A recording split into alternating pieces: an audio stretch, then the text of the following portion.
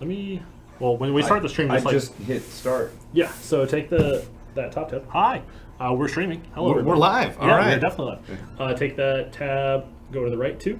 Grab that one. Pull it all the way over, and then there you go. There's your comments. Okay. All right. We are live. We are live, everybody, and I'm joined here by my good compatriot Josh, Bob the Axeman Hildebrand, and I'm a little out of frame. There you go. Now, as the title and the actual thumbnail implies, today is actually my last day in GI TV Studios. You know, sad face. I'm really happy I get to share this video with Josh, though. He's been a good friend of mine for many years and shared a lot of hilarious I think the very first live show might be you and Tim, and then I think the subsequent ones were us like switching off roles every now and then. Yeah, so. well, we did like You Now for a while, yeah. then Now, so I don't know, Now Casting or whatever, and then we finally got onto YouTube. Exactly. Oh yeah, we did do that. I forgot about that. Yeah, the live streams didn't even start on YouTube originally. Man. Yeah, long time ago. road. Long time ago for live streams. But yeah, it is true. Today will be my last day in GI TV Studios. My fiance and I are actually moving on to pursue other adventures and exciting opportunities in the land of, gosh, I don't even know like the tagline for Arizona. But I'm going to be moving to Phoenix, Arizona with my fiance to the most gun-free state in America. Is Arizona the one with the bear on the flag? No, even though that's California. Oh, right. You're very well aware. No, Arizona is an awesome state. It's the Sunshine Land, right? The Sunshine State? Yeah, that's California. Yeah, I don't know. I'm not sure. But that said, I'm really happy I could finally have a final live show with you guys. And it doesn't mean, you're never ever going to see me again. I am going to be out in the Phoenix, Arizona Airsoft scene. So we'll be playing out there. And I am looking forward to continue to work with GI in the future, possibly from events and maybe a few videos here and there. I will be trying to, keep going on my own personal YouTube channel, which I haven't really done much work on at all.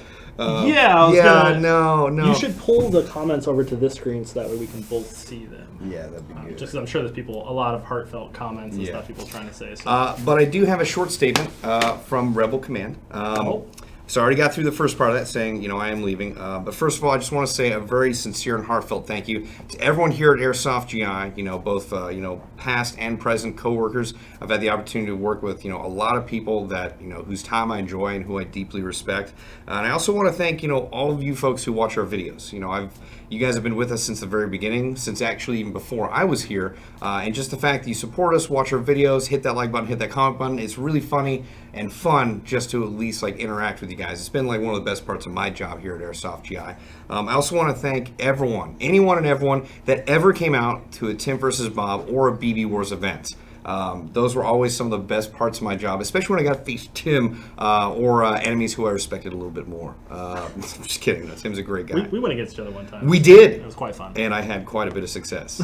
Yeah, no, actually, I can't remember which game that was, Assault on Antioch. Yeah. I'd actually learned some hard-won lessons against Tim that I employed against you. And in all fairness, you'd never commanded at the facility, so you had a lot of work out. Yeah, a lot of first times coming up to that event, but man, it was such a good time. I think just the fun of being able to go back to the hotel room after that game night and me and Bob just exchanging stories. Oh my God, I did this and I did just being that. oh, that's why that car was there. I thought you guys were pushing. Just going over all that stuff is just too many good memories. No, it was a lot.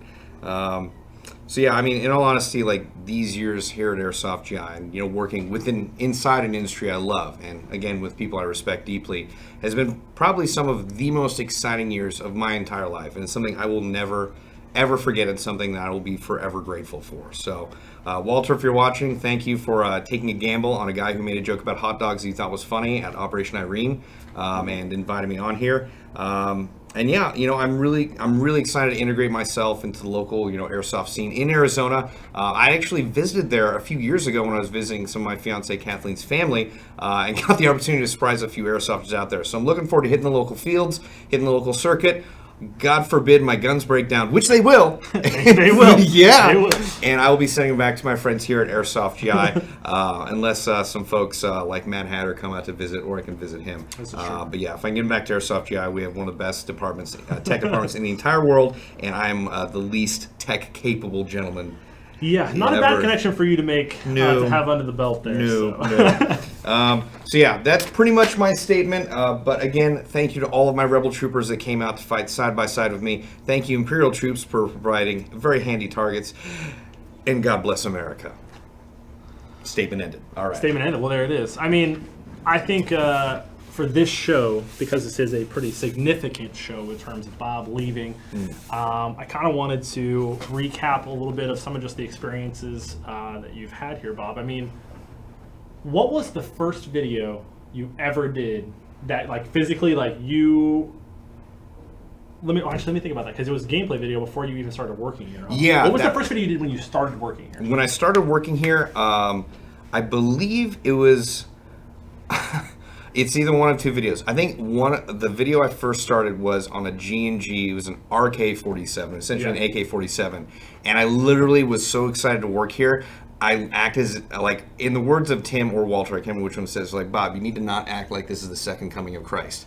And I was like, this is the right gun from the right company at the right time. And the thing is, at the time, I was actually really excited. The G&G RK-47, it was a solid build. It was a good price. It had some blowback, which I was all about at the time and till now. But I was just super over-enthused, which when you contrast it with Tim, is very the complete opposite. Little chill. It's the gun. Here's the features. Buy it if you want. Yeah, if you're cool with it. Yeah. So really quick, obviously, because the chat is exploding right now, I kind of want to just summarize. Bob, once again, you are leaving Airsoft GI at the moment to go where and do what? Yes. Okay. So I am moving out of state. I'm moving to Phoenix, Arizona.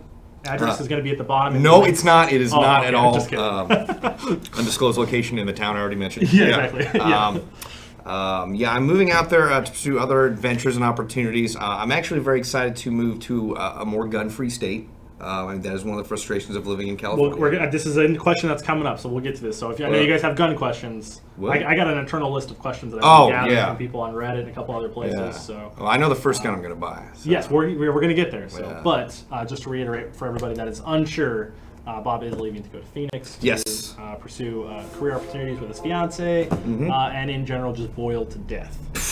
So. Now, the thing is, like, I grew up in the Central Valley of California, Bakersfield to be specific. So I grew up with a lot of heat, and I can deal with the heat in Arizona because it's dry heat. In Central Valley, it's kind of humid, which makes it so much more worse. But yeah, I definitely had a lot of experience with it. It won't be that big of an issue.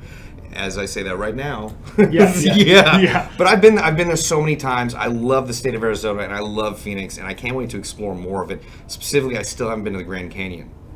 So I'm going. Right. I've heard it's on the way. Yeah. Well, it's around the state of Arizona. So now I'm sure a lot of you guys out there that are watching this video are going to want to, going to want to follow Bob and still keep up with him. Bob, where can people follow you / keep up with you? Well, I'm still going to be available on the Bob the Axeman Facebook, the Bob the Axeman Instagram. I'm thinking about starting a new Instagram just for fun. So it's because I have a lot of like non-airsoft stuff that I do. Instagram is life at times, right? Indeed. I do have my own personal YouTube channel. It's literally just my name, Bob Hildebrand. I'm hoping to put up more content since I'll have a little bit more time once I move to Phoenix. I do still have some Tim versus Bob StarCraft editions I have to get out. I have one finished. Oh, okay. So it's going to come out. But I actually have a whole lot of old footage I haven't gone through. And specifically, I've got a lot of key footage from the Cossack Offensive from Milsom West. Nice. Like when an unnamed airsofter, we'll call him Brett, happened to start an extraction. We got out of there and we're like, hey, why did we do that? Oh, it's a good transition. Wait, did you leave your wife behind? She was like, oh, I'm so screwed. Yeah, turns off. I'll be right back. So I've got a lot of good footage just from old times, from back actually when Level Camp used to play. Remember when we went to ITS? I do, yeah. Yeah, I mean, that was in our own time. I got a lot of that footage just at a field you can't even play it anymore. So, I know. And actually, there's this one part where we pull out the chair from behind Chris Bass, and he doesn't know, and he almost like falls over it and breaks his tailbone. At the last set, well, I say break his tailbone because it would have been a bad fall, but he was like, you guys, seriously, which one of you do I have to punch in the face? Yeah, but no, I mean, I've got a lot of stuff to go through. I'm honestly going to be playing a lot more video games too, which nice. A lot of people know I'm a big video game fan. Josh doesn't really like video games as much, so yeah, obviously not a big fan of those games. Indeed. But yeah, so you can follow Bob on his Instagram. I'll make sure to put those links in the description below after this video goes live, and find him at his full name, Bob the Axeman, or Bob Hildebrand, I should say. Bob Hildebrand. On YouTube if you want to watch more of his videos. Now, back to the questions.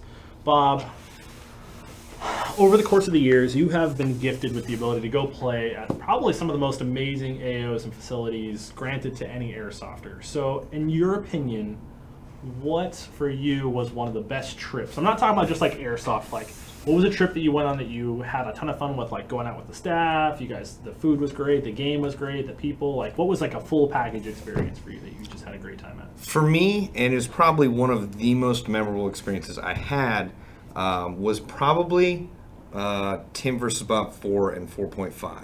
Ball hack, right? Yeah, at Battle Hack Airsoft. That was the first event we ever threw there. I don't know if that was their first big event. I mean, I think that was one of their biggest events when they started. It was definitely one of the bigger events, yeah. But one, like, the Tim vs. Bob series, like, I'm not a very competitive guy at all, but Tim really brought it out of me. I really wanted to, like, just shove his face in the dirt of a Rebel victory. Yeah. And we won. We carried through the weekend. We, like, solidified our victory. And at that point in time, like, I think the Imperials had won, like, 2 or 3 games. I can't remember, but like after that, it was like literally flat out even, and we were still friends, thankfully. Yeah.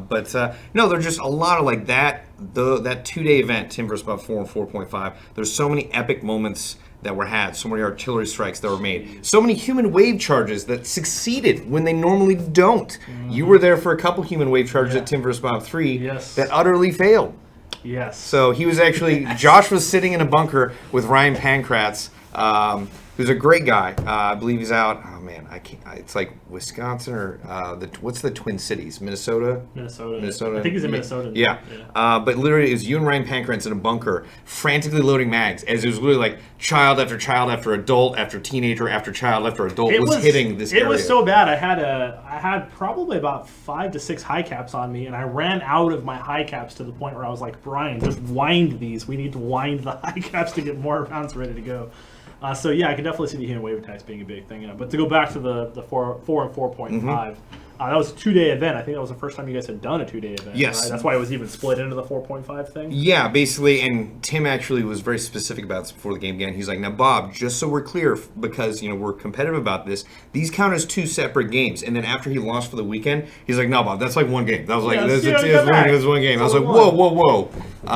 But yeah, just so many different moments. I remember at the end of the weekend on Sunday, I had run out of ammo with my primary gun. I just had an Elite Force 1911 and a couple mags. And it was like literally me and Jet were just stuck in a forest surrounded by Imperial troopers. And I remember the staff of Battlehack were like, look, we got like 90 Enola Gay red smoke grenades. We'll just throw them all at once. And then we were there like, I was like, I have like 2 mags. He's like, I got like 1 high cap. I was like, what do we do? And then we start seeing like red grenades and then like 40 and then like another 30. And we're like, holy cow. Wow, we're just gonna watch. And I remember shooting like 1 BB. It was like probably the last mag, and like from far away, like I hit a dude in the throat and he collapses. And Jim was like, "You got that guy." For sure. So that was an epic moment. It was a lot of fun. Greg Wong signed up on both teams, so Tim and I thought he was on our team, which was a fun realization to have on a live show. Yes. But yeah, it was really fun. I remember actually GMR came out. And we really didn't have any issues with them at the event, period. It's just every time I saw them, I would drop artillery on them because I was worried about them. Right. So, and they even came, GMR, along with another group of 20 guys, got all the way around behind our team and captured one of our fobs. So I lined up a group of guys, and this is actually on GITV Uncut. It was like my greatest tactical success, whatever. Dropped artillery, assaulted through the wood line, took 0 casualties, killed everybody. And I think about half of GMR, or most of the guys, actually exfiltrated before the artillery landed. Nice. And then disappeared. So, but luckily, we didn't have any issues with them at our game. We've heard of a lot of issues they've had at other games. But, yeah, definitely. So, event aside, what was the coolest gun that somebody has lent you? Oh. I mean, I feel like that 870 shotgun that you took the zombie game was really No, that's mine. dope. That's no, mine. Not that one. The customed out one that had like. You're talking about the double barrel? No, that was not me. No, it's like HPA tapped, I thought. Oh. No, I got a chance to shoot it. I never actually got to like go out and use it. It's just going to be kind of a crummy answer, but like, the Scorpion Evo? Yeah. That is a damn good gun. I wish I could afford it. Like, it's just the range on that gun is phenomenal for such a small package. So who lent it to you and where did you use it? It's this guy named Airsoft GI. Oh, Airsoft GI. Yeah. Yeah, no, ASG sent it in to us to review, and I was like, hey, I want to take this out to the game in a room with no people, so I just took it. Yeah. And then, Bill and I were out there at Clash of the Elves by Team Therapists, and it's a phenomenal gun. But I'm trying to think of like a more interesting answer. Like a crazy gun. Like, I haven't used a minigun. I got offered to use a chainsaw at Integrity Tactical Solutions. That wasn't pretty cool. And I had bad luck. And I was like, you know what? I'm getting a sense of premonition that I will cover you guys as you saw through that door, which I think was a good decision. Yeah, looking back on it, that video ended up getting quite a bit of viral traction, and not in a positive way.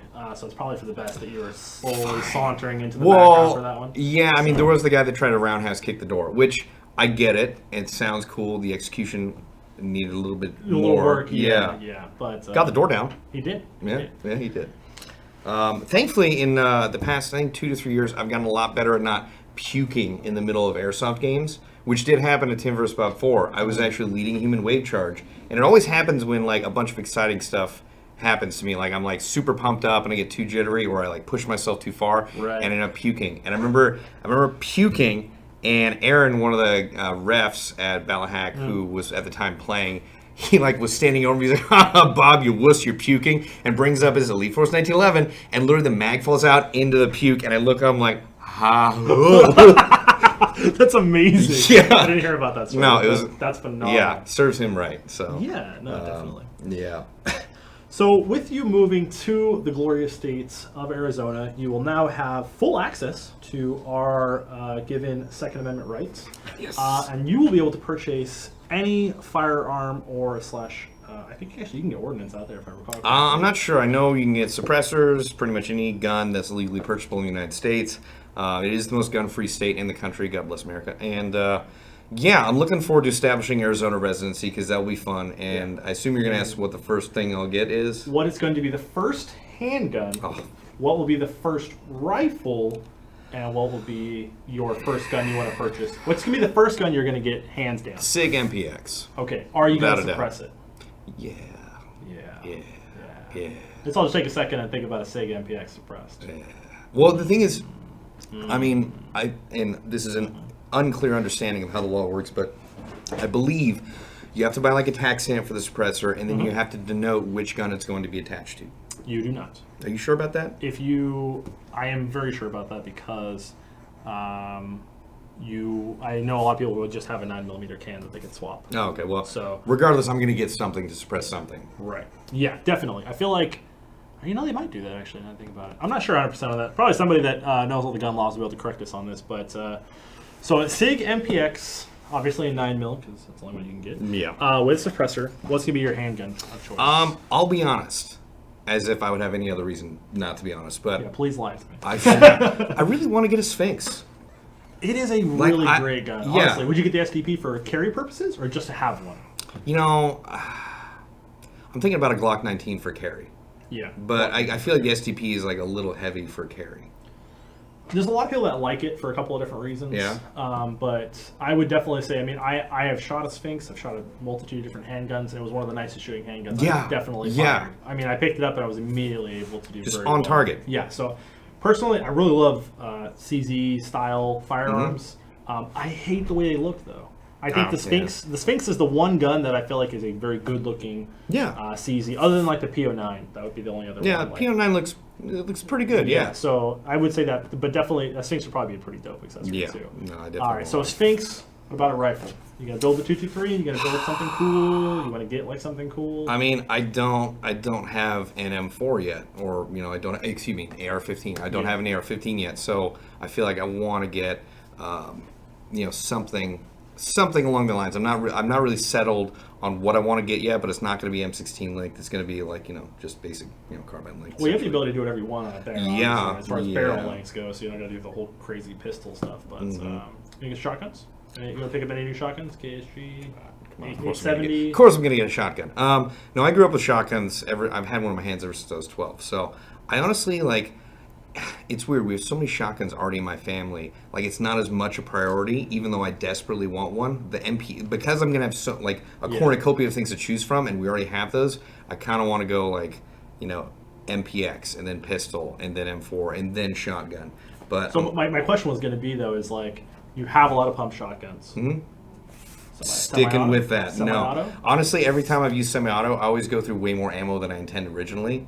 Isn't that the point? Well, not if you have limited ammo. Bob, you're an American. Shoot more. I used to fly with guns into Mexico to go hunting. Okay. And I remember they're like, how much because we'd take an airboat out to where we were hunting. They're like, how much ammo do you want to take? I was like, how much you got? And they're like, well, we got eight boxes. Like, put them in the airboat. Well, it looks like 8 boxes is going to be the amount we need. And we went through 8. Well, I mean, when I say boxes, not like a box. Like, I'm talking about like a box. The 100 round, or not 100 round. No, like a box of like multiple boxes. Holy cow. Yeah. Okay. So we were out there for a long time, and there were a lot of ducks. So we went through pretty much almost all of it. So you guys were eating pretty well that night? Yeah, and the local villagers and all the farmers that we were with. No, literally, they share all those animals with the local villagers to keep them fed, and we make a big meal. That's what always happens. And yeah, it's odd how hard it is to shoot a sitting duck. You hear that phrase? Like, it's like a sitting duck. Like a sitting duck. A sitting duck is hard as hell to shoot if you're not predisposed to being able to do it, because you actually have to hit the water just below it and ricochet into it. Really? If you shoot like, there was literally one duck that it was just swimming along, shot directly at it, didn't even move or get up or fly. It literally was like, what are they doing? Like 3 more rounds, and then our guide was like, no, you got to aim a little bit below to have it go in. I was like, oh, got it. Thanks. Thank you. I guess it makes sense. Yeah. All right, so back to the airsoft craziness of questions. Is there any shot, like there's one shot in your career that you feel like you were just like, oh man, like I will never make a shot as good as that shot? Was there any like sniper shot, or like any like, oh man, I can't believe I got that guy, like a long range shot, or like anything? There were, like that? there's 2 shots I'm really proud of, and I think I want to say I got lucky on them, but really I think what it is like when you get comfortable with, whether it's an AEG, a gas blowback rifle, or a gun. I mean, I don't think this applies necessarily as much to sniper rifles, but I could be wrong. I'm a big believer in instinctive shooting. When you fire it enough, like, and you know essentially where it's going to go. Muscle memory. Yeah, essentially. Yeah. When we would play, Hunger Games or Kill Confirmed or whatever we were playing at SC Village, there were a couple shots where Mark was running around, and he's really fast. He literally just popped his head out for like half a second, and I put 2 right into his face, and he's like, damn, dude. I was like, thanks. And then one game we played Kill Confirmed, which I believe you were there for. Well, it's before Jet got signed up with other folks. Yeah. We were playing a game, and I literally was out in the open for like a second or less, and I just spotted Jet at the same time, fired and kept going, and again I hit him right in the face, and he stood there for a second. He's like, wow. So it was really fun. I mean, I think those small moments were the best for me, especially for me. I get a lot of enjoyment out of gas blowback rifles. For sure. So for sure. It's more of a challenge. Right. Definitely. I would totally agree with that. I think, there's those gas blowback shots when like it's the last shot and the bolt locks for the rear and that BB just hits the guy and you're like, yes. Thank God. Yes. I definitely want to mention one thing, because it wasn't a good shot I took. It was a good shot that someone took on me. That was my next question. Oh, What's your most memorable kill? Yeah, well, death. Yeah. The most memorable death I had actually goes back to Tim vs. Bob 4 and 4.5. Okay. I think it was the second day, so 4.5. I was behind enemy lines when the game started, and they had to hustle me out to link up with my forces. And Greg Long was right there with me, along with another young gentleman who I remember he was wearing like a blue and white flannel shirt, and he was my medic, and he stayed with me the entire time, even when we walked through the swamp. But I know this story. I had a group of 30 people around me, and they were my personal security detail to get me through the lines, and we mostly made it through. We just had to link up at one intersection, and we were home free.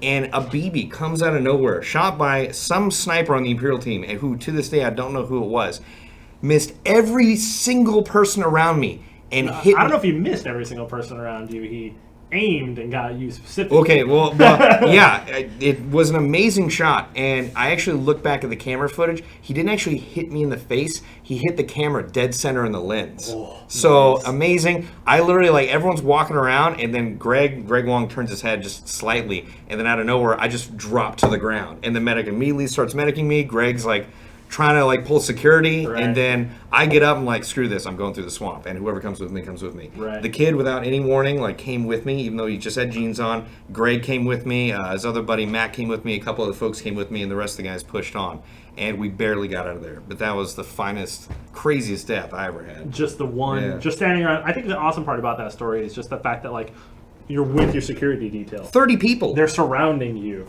Someone fires and just hits you out of everybody. The VIP target, like very much like That to me feels like a Call of Duty mission. Yeah, no, that's about right. That was about right. And then the dude get up and like go off into the swamp like, I'll get you, villain. I'll get you. It's just. Yeah, my boots were never the same after that swamp. There's a lot of things that were never the same after going back to the swamp. No. Particularly the gloves. No. Yeah, dude, both the boots and the gloves I burned. Yeah. How many magazines do you think you've lost over the course of playing Airsoft? I have not lost. I don't think I've lost I haven't lost many LM4 mags. That's funny he says that because I technically have all of his LM4 mags at my house right now. Well, so they're safely kept, Josh. I was going to make a note about this, being like, I actually have all of your magazines, Yeah, so they're not as safe as I haven't taken my LM4 out in a while because I've been on an AEG kit recently. Well, the ease, I mean, you're traveling a lot for events, so it's the Yeah. ease of just showing up, plugging in a battery, loading a mag, and going. It's just like, And it's also sometimes like out of courtesy too when we have certain sponsors, want to use their guns and represent them. Like Definitely. The Water Wars game, I had a G&G, their current RK-47, which is a lot of fun. Very fun gun, and I believe that's getting sent out to D14 as well. So that should be a lot of fun. I might as well make the notes here, but I sadly will not be at the game at D14 this weekend because my dad is having some severe health issues, and I'm going to have to go up and be with him in case anything goes wrong. So that would be this weekend. It's obviously very unfortunate. I wish that you could be there, but family always comes first. Absolutely. So. But to somber out. I'd rather not think about that. Anybody in the chat, if you guys have any Airsoft related questions, we're reading the chat. There's a lot of stuff going on in there as we can see. But if you guys have any comments or questions you want to ask Bob about anything that's happened during the time he's worked here at Airsoft GI, now would be the ultimate time to do those things. So once again, I'll kind of go back really quick. Who is the most gung-ho, go hard, doesn't quit Airsofter you have played with? Wow, that's a loaded question. Huh. Go fast, go hard Airsofter I have ever played with. I feel like there are a fair amount of people that take that category, and it's tough to just choose one. Okay, let's pick a couple of people and then give me like one notable, like a thing about like what they did and like why you're like, damn, that guy's going hard. Huh. Well, I remember. God, I don't want to bring everything back to like one event. 4.5. Yeah, I've had so many fun times, so many fun and hilarious times playing with Jet. Yeah. And at Timber Spot 4, I remember him engaging point. Like it was like a Naked Gun moment where Naked Gun's for those of you who haven't seen it, it's just a like over the top funny movie. Slapstick comedy. Yeah, phenomenal. Yeah. So there's just a small hill, and like Jet's like engaging people point blank on the other side of the hill, and like he's popping up shooting, they're popping up shooting. He gets domed, gets medic, domes the other person. It was like a whack-a-mole thing back and forth. So that was really fun. Greg Wong also like is another person that like I cannot say how many times I've asked Greg like, hey, do you want to like run right at those guys screaming and shooting? He's like, yeah, I do. Yes. So we do, and I mean it's stupid, but it's really fun. Yeah. I'm trying to think. I mean there are a lot of folks like I've had a lot of fun playing with. Like Tim is a really fun person to play Airsoft with, but he's the complete opposite of go hard, go fast. Tim only really plays Airsoft once he gets to the corner. Yeah. When Tim gets to the corner of the building that an enemy could be at, bam! Moto, got the shots. I got doing this. sideways flips, urban proning it out. But until then, no, it's that dude's just walking over to this place. He literally just saunters everywhere. Like, it's really kind of strange. Like, I need to get some footage to cut in to show you guys this stuff. But Yeah, it's wonderful. But yeah, I would agree with that. I think Tim definitely goes hard. I mean, I thought for sure you were going to say, Harrison Wiltsey. Harrison. He commented in the chat. That's Oh, did he? Yeah. No, Harrison also occupies one of the more memorable moments of my Airsoft career as well. From like, he had an MP7, God bless him, and 10 mags, God bless him, and tried to crawl up a slippy slide at the park we did Water Wars. There's footage of this. Yeah, no, we have footage of it, and the thing is, he crawls up, slides right back down to where he was, tries to crawl up again, slides right back down to where he was, couldn't get anywhere, and it was literally, the thing gave him just enough cover to where the BBs were going right over the top of him. And it's just funny because I feel like we realized like he wasn't getting anywhere at the same moment, but it was fun to watch him try. But he actually did some epic. I think this was him. He like entered the bathroom and just started hosing fools with his MP7. So he's always fun to play with. All right. So next question is, what has been your best experience with Ordinance at an op? Because you've had a couple of experiences with Ordinance. Yes. in a couple different scenarios, being Yes. on the receiving end / being the giver. So, and actually kind of in the middleman with the 9-banger situation. Oh yeah, the That's kind of 9-banger. if you guys don't know the 9-banger story, I think it's phenomenal.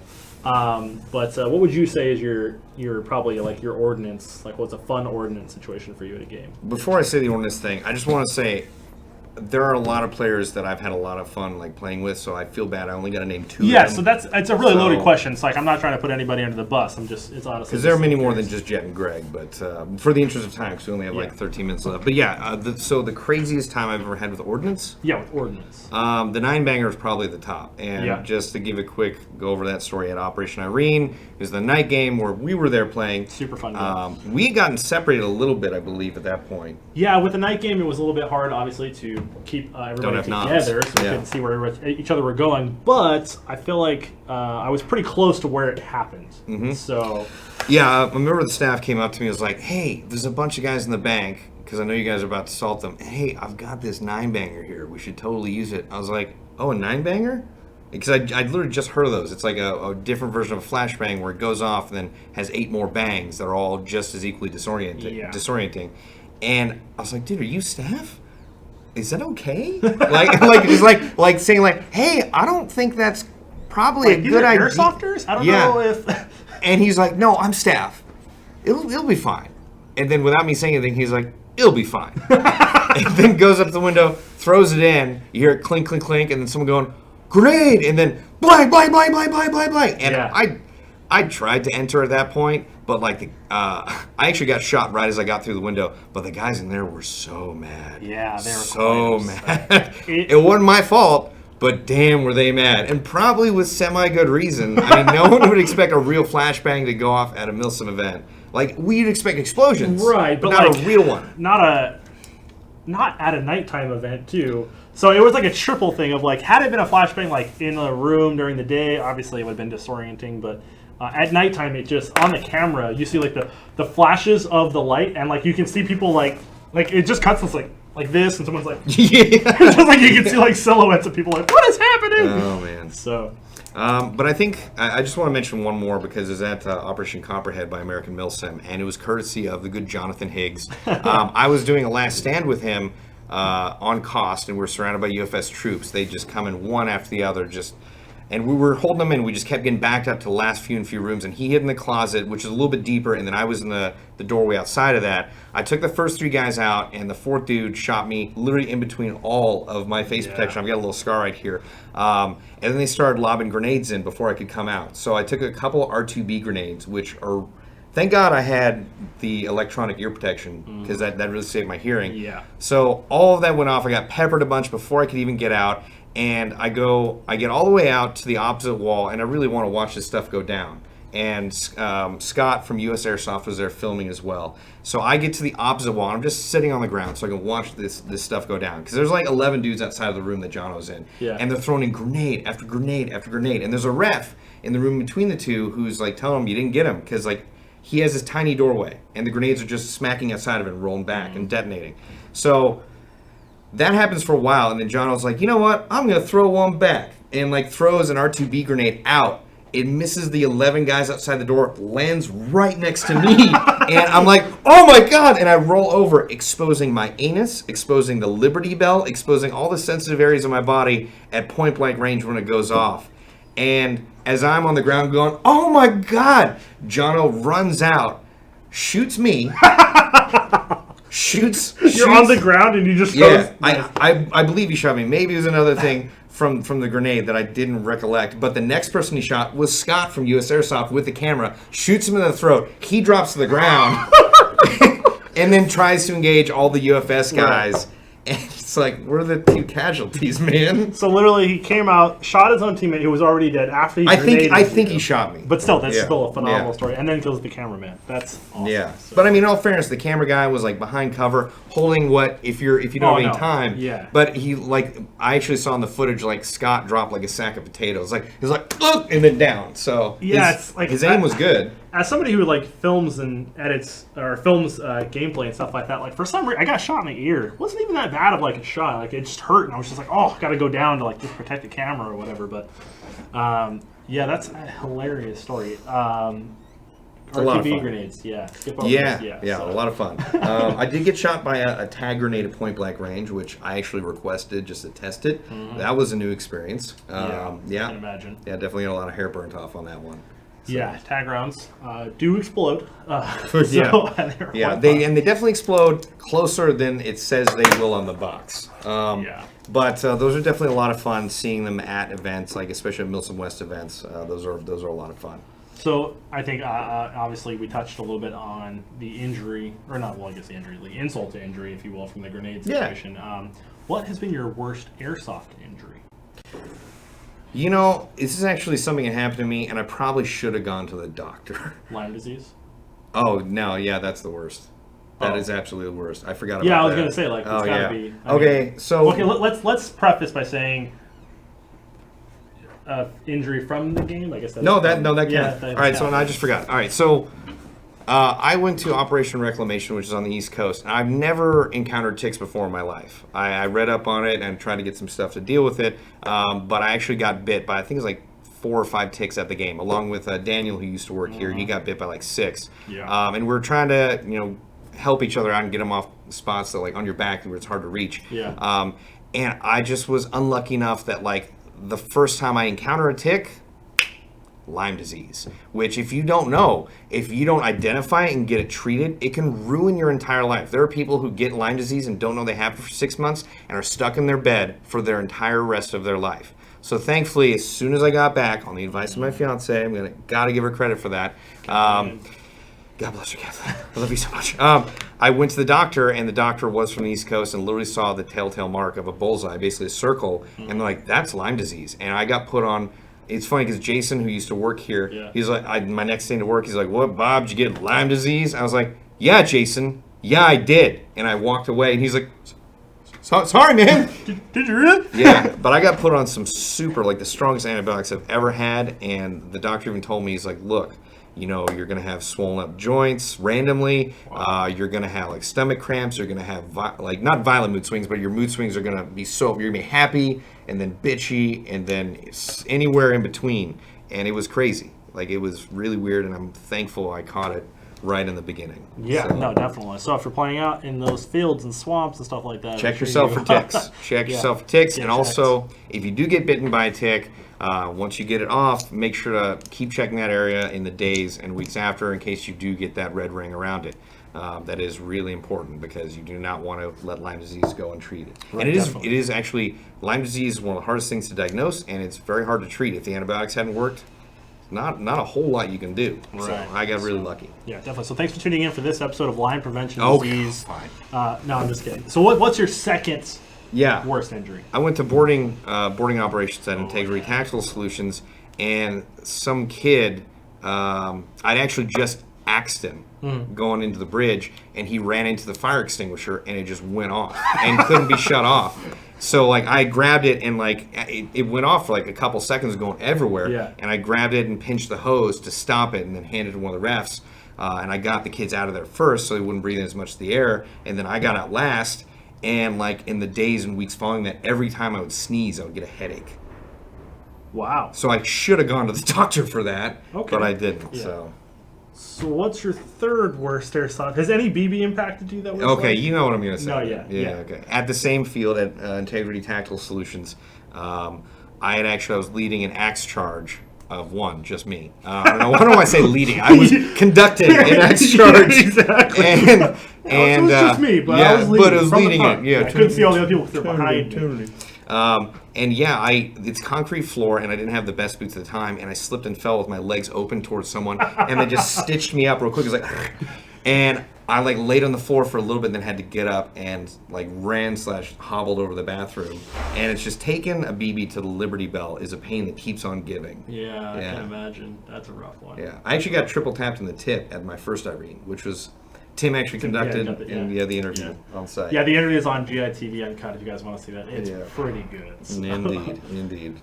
My God. Any other stories or anything you want to You know, I'll be honest. I'm gonna come up with like a billion stories I wish I'd said here, like after I leave, and hopefully, sure. hopefully, if I feel like telling them, I can do them on my own personal YouTube channel or whenever I feel like You it. know, honestly, I think this would be a really cool opportunity for you to just do a Q&A BB Wars, just talk. Like, honestly, anybody in the comments that's watching this, go over to Bob's YouTube channel and start leaving him comments on the videos that he already has up. Asking asking him questions. Go on his Facebook, ask him questions that he could do for a little Q&A video series, so you guys can get those shout outs and all those questions answered that you've ever had. I'm sure there's probably some great stories that will come to light from a series like that. So there's so many things to recap. I mean, when we sat down today, I was kind of thinking in my head, like, I'd love to recap just some of the great moments from GI, but it's just there's so many of them. Like, we spent so much time doing games and events and traveling and just yeah, it's been a long time, man. Do you remember when you got executed and then flipped over a building onto a mattress? I do remember when I got yeah, yes, that was fun. Yeah, we did a full production shoot. I had a funny continuity error in that right before that. Daniel is very gung-ho, finger off the trigger. Oh. So he's got his finger off the trigger and he does the recoil movement without putting his finger off. It's ingrained into him. Like, if he's not going to shoot, don't put your finger on the trigger. And so in that one moment, that was not what you every airsofter ever would have been proud of him. So, yeah. But I was a sniper for that video. We had shot at a mansion. That was pretty cool. Andrew was there. Andrew Ty, Trevor Etienne from Black Hawk Down was there. Tim got beat up by Trevor Etienne. He did, yeah. You got flipped off of a balcony, if I recall. No, I didn't get flipped off. I jumped off a second floor balcony. Right. With like 5 minutes of training from a stunt guy. We were like, hey, so like I think the producer Derek was like, how much would it cost for you to do that? He's like, okay, well, for each foot of the building, it's gonna be $150, and then for the jump itself, it's $250. And I was like, Derek, I'll just do it. It's a lot of money. Yeah. So we set on a pad. He gave me some advice, and I jumped. And then Derek was like, I think we got it. I was like, I'll do it again. So it was fun. I saw an interesting question. Does that mean that since you are going to be pursuing other opportunities, that your patches are going to be like a limited edition kind of thing now? I assume he means the Epic Panda patches. Yeah. Those would definitely be limited edition. There's actually a small set of patches that my fiance, at the time she was my girlfriend, made for me for Christmas one year. I think we only got like 30 made. So those are like uber limited edition, which you have one, I believe. One of those, yeah. But yeah, definitely the ones I just mentioned that Kathleen made for me, as well as the Epic Panda patches, Epic Panda Bob the Axeman patches, are going to be super limited edition. So I would suggest getting one as soon as airsoftly possible, because once those are gone, I doubt you will see those again. And then for those of you guys that don't know, me and Bob used to be roommates, and I did save a lot of his garbage, like Taco Bell wrappers. I'll get him to sign those by the end of the day. So check my eBay listing page for Bob's signatures. I want to use that song. Yeah, I know. Yeah. I need to find something to do with that, for sure. Yeah, I tried making a video, but for those of you who don't know, there was an amazing gentleman out of Georgia, I believe the Atlanta, Georgia area, who made a song called The Ballad of Bob the Axeman. And it was really well made. I expected it to be like some 14-year-old kid who didn't know how to play guitar, who doesn't know audio instruments, and it was like a guy with a great voice who knows how to play well, who writes well. It was bitchin'. Man, the expectations were so low, and the delivery was so high. Rock bottom on those expectations. And actually like pretty decent content. So. Yeah. So and once it involves again, you as well. And it does involve me. I am in the song. Yeah. So once again, really quick, I know a lot of you guys are still kind of like tuning in, coming into the show. So Bob, once again, if you would reiterate towards the end of the show really quick, what is going on? Yeah, so I just want to do, my last live show just to let you guys know I am going to be moving out to Phoenix, Arizona to pursue other adventures and opportunities, and I'm still going to be playing Airsoft, and I'm still going to be working with Airsoft GI, hopefully appearing here and there, but at least to make these events happen, the BB Wars events, and hopefully to help with videos here and there, whenever Bobbly possible. But yeah, I'm still going to be playing Airsoft. I'm still going to be out there in the field. I don't know how often I'm going to be able to make it back to California, but I'm going to try because it's not that far away. Yeah, it's really not that bad. I mean, you can get a plane ticket for like $50. So. Yeah, as we found out earlier, and the drive is actually not that bad. Yeah. So I'll still be out there, still be playing, but I look forward to integrating into a new Airsoft scene in Phoenix, Arizona, and going to play out there as well. But yeah, so I'm moving to another state, and I definitely look forward to hopefully seeing a lot of you guys out there. And if not, I'll see you guys on the interwebs as often as possible. And you can keep up with me on Facebook at Bob the Axeman. You can follow my personal profile, but I don't accept many friend requests because if I don't know you. But you can follow that page, and I will be putting up stuff there. And you can also follow me on Instagram at Bob the Axeman, and more than likely I'll probably create another fun account for like fencing or Warhammer. So, yeah, kind of got to do something. yeah, I mean, yeah. so many fun activities and hobbies. Yeah. So. Oh, and check me out on YouTube, Bob Hildebrand. Just my name, Bob Hildebrand. Like I was saying, if you guys love Bob and you want to get more content from him, go over to his Facebook and harass him by sending him questions for a video series that he needs to do. This is my way of getting Bob to do the content. So, because I want to hear these stories too. No, it's a lot of fun times. A lot of fun times. So, do you want to do shout-outs? I think we do shout-outs for a little while, honestly. If you want to take some time. You know, I will do, I actually like that last one. I will do one last shout out to all you airsofters that have watched this before, that are watching it now, that have played by my side, that have supported the channel, that have come out to play with or against me. Your shout out is approved. Scene. Oh, man. Oh, wow. That's Ooh, good. The heart. God. Whew. All right. All right. Well, I actually think we're a little bit over time, but is there anything else you'd like to I only add, have one Josh? question. Yeah. Bob, why the hell did you stick with ATAX for so damn long? I have a sincere answer. It's the same thing I've been saying the whole time. ATAX is the closest you will ever get to the camouflage that the Rebels wore on the Forest Moon of Endor. Not an Endor, but the Forest Moon of Endor Wasn't it in the Return of the green stuff? Jedi. It was the green stuff, but as a Rebel commander, I can't wear green. Sure. I have to wear tan. All right. All right. So, and it's also unique. You know, I think it looks like a little. I kind of like to stand out a little bit. Funny enough, Russians just picked it up. You're kidding. Nope. It's totally legit to have full green So Russian wait. ATAX. Oh wait, foliage green. Yeah, foliage Okay. Well, I do have that, so I could go to like an event like Milsom You West still or. wouldn't be able to, but you gotta get a full kit of guys to go with you in the same squad, in the same gear. But almost though. Almost. God. That's gonna be hard to find. That's Yeah. gonna be hard to find. I know. All right. Well, everybody, Bob, it's been a pleasure. I've been an enjoyed working with you. Get over here. That was terrible. There we That go. was it's so bad. Oh, Sorry. come. Yeah, the third one for the turn. There we go. Yeah, it's gonna be sad to see you go, dude. I know. It's been a long time doing videos and events and just stuff like that. So hopefully, looking forward to do some more events soon. Get out to go play some more games. BB Wars is not over. Nope. From what I understand, it is going to continue. But we appreciate everybody tuning in for this last live show. Bob's already said a bunch of heartfelt stuff, so we probably should just end. Yeah, well, once again, I'm Bob the Axeman Hildebrand. This is Josh. And this has been the GITV Live Show. Bye-bye, guys. Later, everybody. Bye-bye. Still, I always forget how to turn this many off. comments. I always forget. You gotta go. There you go. Red box. There. There it is.